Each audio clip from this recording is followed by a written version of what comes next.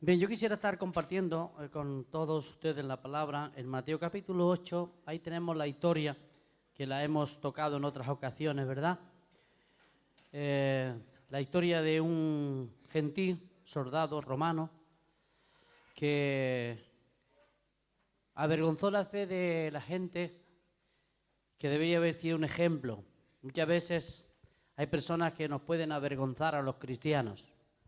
Y a través de estos pasajes pues podemos aprender, ¿verdad? Para que nosotros no actuemos quizás como actuaba la gente de esta época de Jesús. Así que vamos a leer este pasaje y hablamos un poquito de esta historia, pues son historias que ocurrieron en el pasado y que han quedado aquí reflejadas para que tú y yo podamos aprender de ellas. Yo quisiera leer el versículo 5 y 6 de este capítulo, que dice así: Al entrar Jesús en Capernaum, se le acercó un centurión que le rogaba diciendo: Señor, mi criado está postrado en casa, paralítico, gravemente atormentado. Jesús le dijo, sí, vamos a leer también el verso 7. Jesús le dijo: yo iré y lo sanaré. Bien, aquí encontramos a un gentil. Usted sabe que los soldados romanos eran odiados por los judíos. No había buena relación entre ellos, como siempre, porque los tenían bajo su gobierno, bajo su autoridad.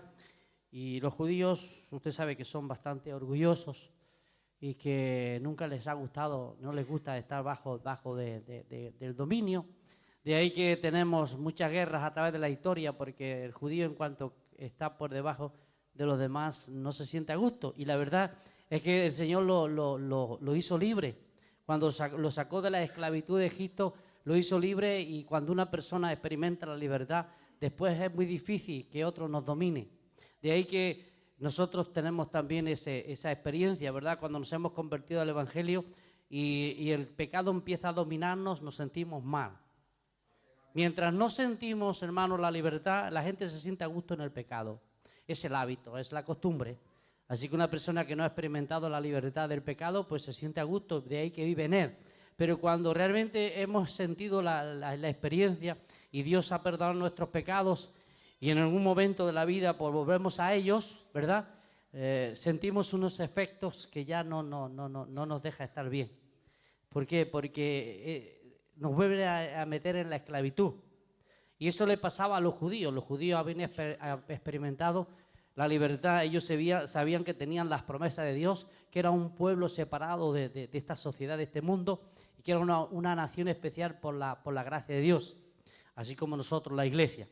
Así que había un odio horrible entre judíos y romanos, pero fíjese que este romano, pues no hubo nada que se interpusiera en el tener una relación con un judío.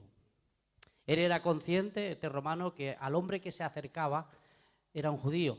Él sabía que Jesús era de la descendencia de los judíos, y él no le importó porque él había oído que este hombre podía ayudarlo. Y hermano, y es ahí cuando nosotros tenemos que derribar todo aquello que se interpone en la vida, cuando podemos alcanzar algo mejor. Es muy importante, hermano, si es necesario, derribar pues muchas cosas que muchas veces nos separan, simplemente por aferrarnos a aquellas cosas, tradiciones o formas de pensar. Y estas cosas son muchas veces las que nos impiden la bendición. Si este romano se hubiera aferrado, él tenía muchas cualidades en las cuales se podía haber aferrado para no tener que acudir a un judío. Pero vamos a mencionar algunas de ellas que son muchas veces los obstáculos que nosotros tenemos para recibir la bendición. Por ejemplo, yo quiero mencionarles varias de ellas. Una de ellas, que es la más habitual en el ser humano, es el orgullo. El orgullo es uno de los mayores impedimentos que el hombre tiene. Por ejemplo, ¿por qué mucha gente no se salva? Por orgullo. Es decir, el orgullo impide acudir a alguien que le pueda ayudar. ¿Cuántas veces, verdad? Sabemos que alguien nos puede ayudar, pero el orgullito nos detiene y decimos no. No, porque no me voy a rebajar. Ahí hay una cadena.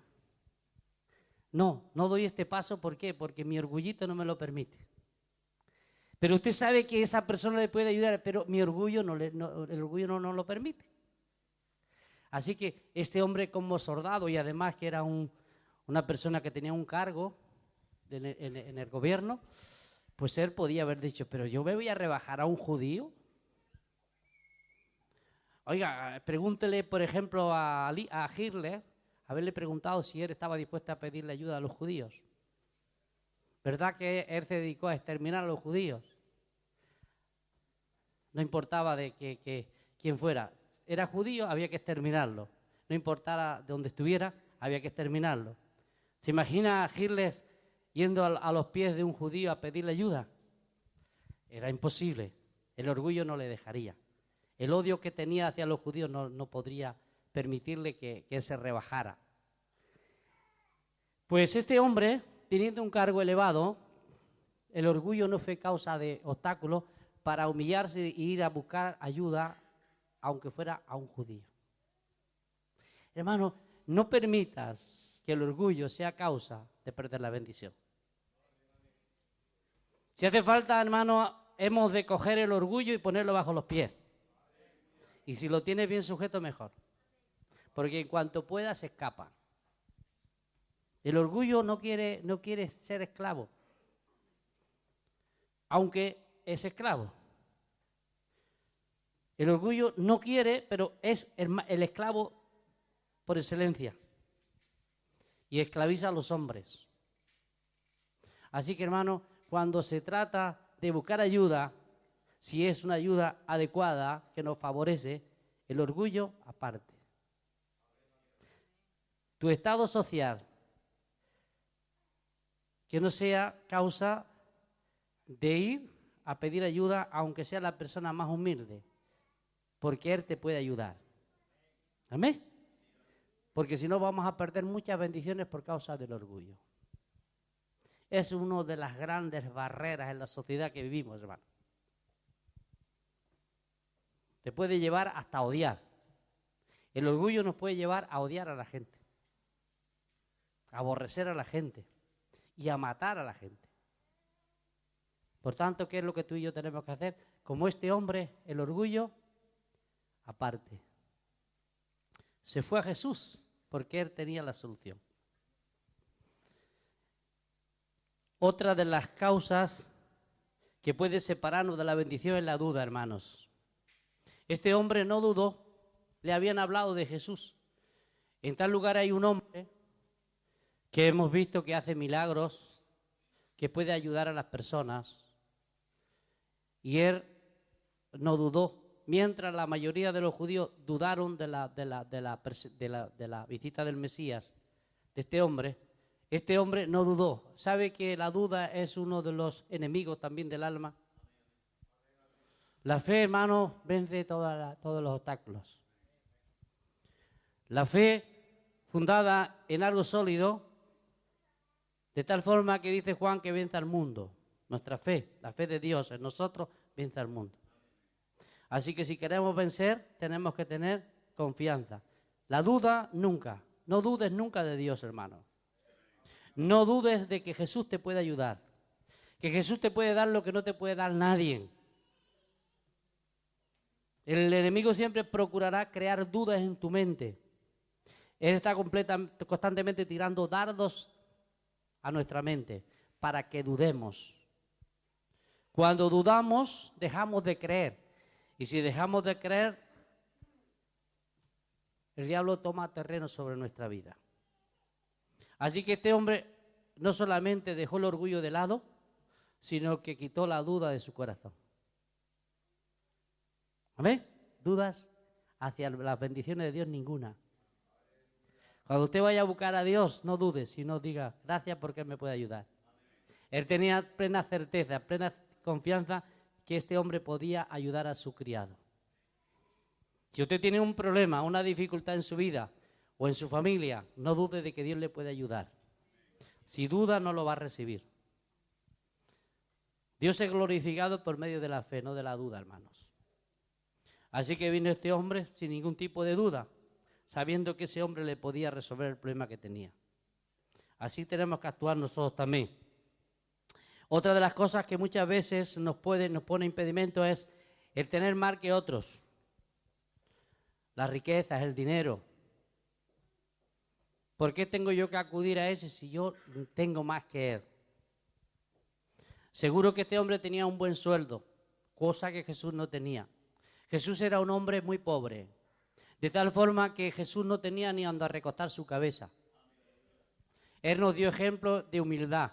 Era un hombre sin recursos humanos, aunque él tenía poder para tenerlo todo, amén, porque él era Dios, nunca dejó de ser Dios y lo demostró constantemente con los milagros que realizaba. Pero cuando se trataba de su vida diaria, él era un hombre muy humilde. Posiblemente muchas veces iría con los zapatos un poquito desgastados. Puede ser. Él podía haber ido con sandalias de oro, ¿lo sabe? Él podía haber ido con un traje de la mejor lana que existe en el mundo. Él pudo tener la mejor vivienda que existía en esa época. Y si hubiera querido hacerse un palacio, se lo podría haber hecho de la época nuestra.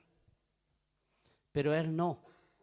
En cambio, este hombre era un hombre posiblemente adinerado, porque dice que tenía siervos, ¿no? Y venía a buscar la ayuda de un siervo que estaba paralítico.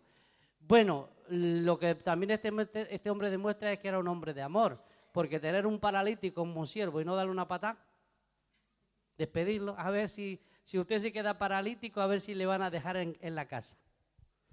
Es que este hombre reunió unas condiciones que muchos cristianos nos gustaría tenerlas, hermano. ¿Amén? ¿Qué habrías hecho tú del siervo, hermano? Solamente nos aprovechamos de la gente mientras nos es útil. Cuando es inútil, ¿qué hacemos de ella? Aprendamos una gran lección de amor a través de este hombre gentil. Bueno. ¿Amén? Que estaba dispuesto a pagar un precio. Ay, Señor, cuánta humillación, ¿verdad? ¿Qué ejemplo nos da este hombre para la vida cristiana? Tan superficial, y perdón, hermano, que muchas veces tristemente vive el pueblo de Dios. No me extraña que este hombre avergonzó y hasta Jesús se asombró de ver la condición de este hombre. Y eso es lo que espera de nosotros Jesús, amén. Que por lo menos superemos a este gentil. Gloria a Dios. Por tanto, el dinero no fue tropiezo. El que pudiera ver que ese hombre era más pobre que él, pues él vio que aunque él era más rico que Jesús, Jesús tenía unos recursos que él no poseía. Amén. Jesús tiene unos recursos que nosotros no tenemos, hermano. Esos recursos que Jesús tiene, no los tenemos a través del dinero. Si este hombre hubiera podido comprar la sanidad de su siervo con dinero, ¿verdad? A través de la ciencia, de los medios de su época, yo no sé si habría venido. Muchas veces, quizás si resolvemos los problemas, no acudimos a Jesús. Pero bueno, una de las cosas que podemos ver es que hubiera buscado medios o no, que no se dice, él supo, ¿verdad?, acudir a alguien que tenía algo que él no tenía. Él tenía dinero, pero el otro tenía poder. Tú y yo podemos tener dinero, recursos, pero nos falta el poder del cielo, ¿amén? ¿Y ese poder dónde está? En Jesús. Así que el dinero no sea causa tampoco de tropiezo. El dinero suele hinchar el corazón y la mente del hombre, ¿lo sabía? Cuando andamos en pobreza, que no tenemos nada, nos humillamos, por todas partes vamos humillados. Casi, no es humillación, es vergüenza. Nos avergonzamos de nuestra pobreza. No te avergüences, hermano, de tu pobreza. No te avergüences de ser pobre. Hay gente que no quiere que la gente se entera que es pobre. Y es capaz de alquilar un coche para decir, tengo coche. ¿Verdad? Porque se avergüenza de su pobreza. Pues si te ha tocado ser pobre, amén. Dele gloria a Dios por la pobreza.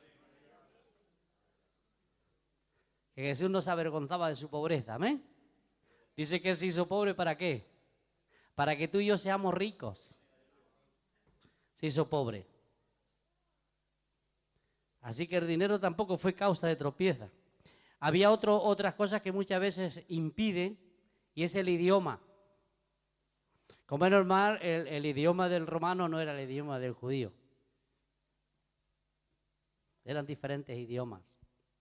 A veces los idiomas se constituyen barreras también. Pues estas cosas no deben ser tampoco causa de impedimento para poder buscar el favor de aquel que tiene los medios para ayudarnos. En este caso no fue tampoco obstáculo para este hombre. Otra de las cosas que muchas veces nos impide la bendición es la distancia, hermanos. Bueno, imagínense, muchas veces vivimos al lado de la iglesia y no venimos, porque nos cuesta levantarnos del sofá. ¿Verdad? Tristemente. Muchas veces la distancia, ay, ¿cómo voy a ir tan lejos? Pues no queremos pagar el precio. La distancia. Yo voy a ir andando hasta allá, decimos. Pues no tengo billete. Ay, ¿cómo voy a pegar esta caminata? Con lo bueno que es para la salud caminar, hermano. No sabes la bendición que te pierdes de no caminar. Después cuando estés viejo vas a ser un paralítico. El que no anda, después cuando es viejo, le tienen que llevar en silla de ruedas. Está comprobado, hermano, que el que corre de joven, de viejo también sigue corriendo. Hay casos que no, ¿verdad? Pero la mayoría de las veces. ¿Sabe que hoy en día la comodidad que tenemos en nuestros días es una desgracia? Aunque por una parte es un beneficio, por otra parte es un problema. ¿Por qué? Porque no somos capaces de ir a buscar una barra pan a medio kilómetro, cogemos el coche para traer una barra pan. ¿Cuánto nos cuesta la barra pan? Y después corremos por las panaderías, pues 10 céntimos más barata. Pero vamos en coche. Porque no podemos caminar medio kilómetro. La comodidad, la distancia. Este hombre no le importó hacer un largo recorrido. Y bueno, algunos dicen que tuvo, ahora no recuerdo la distancia, pero creo que en otros evangelios se dice que hubo había una distancia elevada, ¿no? Hermano, la distancia es el impedimento de la bendición. La pereza muchas veces se interpone y dice mucha distancia. Y entonces nos quedamos por la distancia, los impedimentos, el clima, el frío, el calor. Nos impide la bendición. Muchas veces decimos, no, si Dios está en todas partes, pero no en todas partes bendice. ¿Lo sabía? Es verdad que Dios lo abarca todo, pero también es verdad que todo no es Dios. Ni Dios está en todas partes. Aunque está en todas partes, pero no está en todas partes para bendecir. A veces se tiene que hacer un recorrido, porque Dios ha establecido las congregaciones. Amén. La congregación es un lugar donde el pueblo de Dios se reúne y es ahí donde Dios se mueve. Donde está el pueblo, ahí Dios se mueve. Por tanto, la distancia a este hombre no le impidió ir a buscar la bendición. La distancia. Es muy importante que tengamos en cuenta. Muchas veces también otro de los grandes problemas es el tiempo. No, que no tengo tiempo. El tiempo. No debe de importar el tiempo, siempre que en el tiempo que dedicamos está la bendición. A veces, hermano, la prisa nos roba. Muchas veces venimos a la iglesia, cumplimos y salimos corriendo porque tenemos intereses en otras cosas. Yo no sé lo que usted tiene interés fuera de aquí. Y usted tampoco sabe en qué tengo yo interés fuera de aquí. Pero a veces hay cosas allá afuera que las ponemos en primer lugar antes que la congregación. Y vamos apresurados. Hermano, cuando vamos a la presencia de Dios, el tiempo no debe de contar ni para la llegada ni para la salida. No quiere decir que vamos a abusar. Hay unas reglas establecidas porque tenemos muchas otras cosas que hacer también. Pero en la actitud del corazón el tiempo para Dios no debe de poner límites. Porque cuando ponemos tiempo para los límites en Dios, perdemos la bendición. Eso es muy importante. No establezca usted reglas, aunque es buena establecerlas, pero no las establezca en su vida con la relación con Dios, porque eso también impide. Este hombre nos da ejemplo que esto tampoco fue impedimento. A él no le importó el tiempo. Otra de las cosas que no le impidió era el poder que poseía, sino que, aunque él tenía autoridad, y aquí vemos el ejemplo, si usted ha leído este pasaje, pues él dio una lección de autoridad.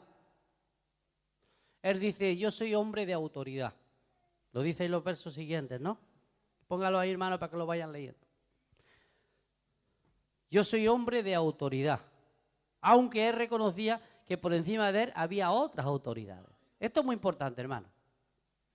Usted tiene que reconocer y tenemos que tener en cuenta que todos Dios nos ha dado una autoridad. ¿Amén? Pero por encima de nosotros hay autoridades. Este hombre pone un ejemplo de lo que es la autoridad de Dios. Porque una de las cosas que no tenemos que confundir entre la gracia y la autoridad. Amén. Estas son dos cosas independientes. La autoridad la establece Dios desde el principio hasta el fin. Después se introdujo la gracia. Amén. Pero ¿sabe para qué se introdujo la gracia? Para cumplir mejor la autoridad. Muchas veces confundimos y mezclamos una cosa con la otra y decimos, no, estamos bajo la gracia y yo hago lo que me da la gana. No, porque estos pasajes nos muestran que no podemos hacer lo que queremos, que estamos bajo autoridad. Y esto es fundamental. Él dijo, mire, yo tengo una autoridad civil, porque este hombre tenía autoridad civil, no espiritual. Amén.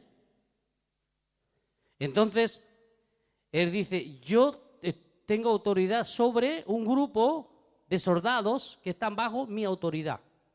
Y yo le digo a uno, haz esto, y si no lo hace, lo destituyo. Porque tengo autoridad para destituirlo. Hermano, esto es muy importante que lo entendamos. Si me obedece, pues seguirá ahí, actuando.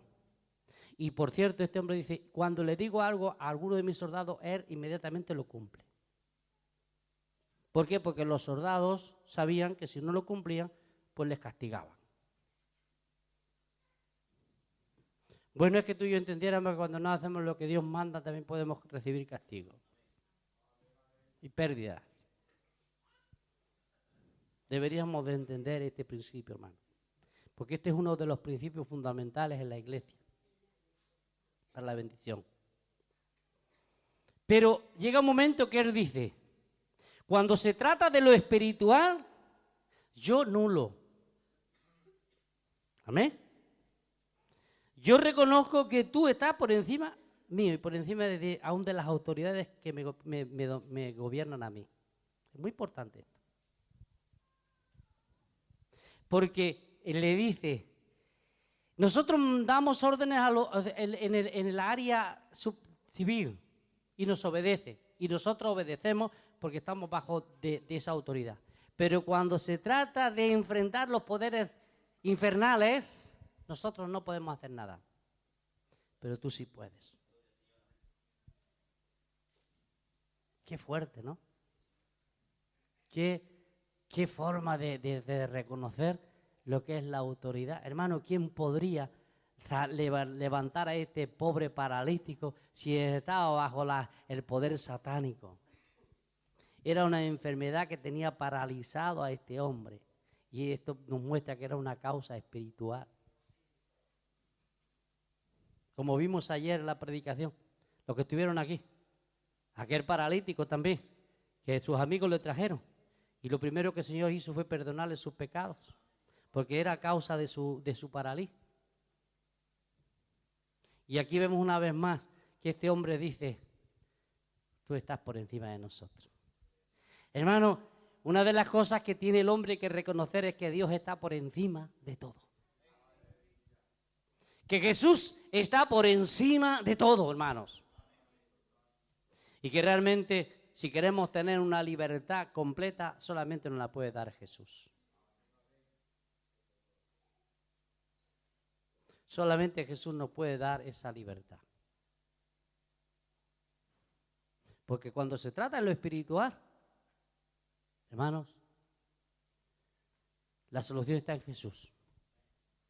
Y damos gracias a Dios porque por la gracia de Dios, al entregar nuestra vida al Señor, el Señor también nos dio y nos respalda con una autoridad espiritual. Y en ese aspecto, hermanos, tenemos una autoridad aún sobre el mundo y sobre las autoridades de este mundo, por muy grandes que sean. Dios nos ha dado a nosotros los cristianos una autoridad que ellos no tienen. Esto es claro, porque el Señor nos ha dado la autoridad espiritual. Ellos nos pueden gobernar y tenemos que respetarlos porque son autoridades civiles y hay que respetarlas porque son autoridades establecidas por Dios. Pero cuando se trata de lo espiritual, nosotros por la gracia de Dios estamos por encima de ellos, hasta que ellos se convierten. Porque ellos también, si se convierten, tienen doble autoridad, la civil y la espiritual. De ahí que tú y yo, hermanos, podemos ayudar a las personas en los aspectos espirituales. En este aspecto, ni el gobernante más importante de la tierra, si no está convertido, nosotros tenemos unos recursos que ellos no tienen para poderles ayudar. Y ellos tendrán que acudir a nosotros si quieren encontrar la libertad, porque Dios lo ha establecido de esta manera. Él quiere que el evangelio sea predicado a través de la iglesia. Usted recuerde el pasaje de Pedro sobre otro romano en Hechos 10, ¿usted recordará? Un tal llamado Cornelio. También era un hombre de autoridad, era también un romano. Pero tuvo que ir a buscar a Pedro, un pescador, para escapar de la esclavitud que había en su interior. Y fue cuando Pedro le predicó el evangelio que se convirtió él y todos los que estaban con él y recibieron autoridad espiritual. Así que tú y yo tenemos que darnos cuenta lo que este pasaje significa. Hermanos, cuando Jesús vio la fe de este hombre, él no pudo más que decir. Le dijo a la multitud, se dirigió a la multitud: cuánto me hubiera gustado encontrar esta fe en mi pueblo, pero no la he encontrado. Se admiró y dijo: en todo Israel no he hallado una fe como la fe de este gentil. Creo que lo dice por ahí por el verso 11 y 12, ¿no? Al 10, ¿no? Qué ejemplo de fe, hermano. Porque este hombre, en la historia que compartió, demostró tener una fe extraordinaria, hermano. Cuando una persona sabe reconocer la autoridad, ese hombre ha entendido lo que significa, lo que significa quién es Dios y lo que hace Dios en el mundo que vivimos. ¿Sabe cuál es el problema en las iglesias hoy en día? Que este principio está echado por tierra. Mucha gente hace creer que respeta la autoridad, pero es una mentira, es superficialmente. Cuando la autoridad hay que reconocerla en el corazón. El asunto no está a decir yo respeto y entiendo la autoridad, sino yo me someto a la autoridad. Y hoy en día uno de los grandes problemas en la iglesia evangélica, en el pueblo de Dios, es la falta de respeto a la autoridad de Dios. Y de ahí que hay tanta decadencia espiritual, tanta división y tanta confusión en las congregaciones. Hermano, una cosa es lo que decimos, otra cosa es lo que vivimos. Y es muy importante que estos principios los tengamos presentes porque esto revela que tenemos fe en Dios, amén, porque le respetamos. No podemos decir que respetamos a Dios y echamos por tierra los principios bíblicos. Es muy importante, hermano, que tengamos presente esto. Dice, vamos a leer y ahí estaremos concluyendo en el verso 11 y 12. Dice así.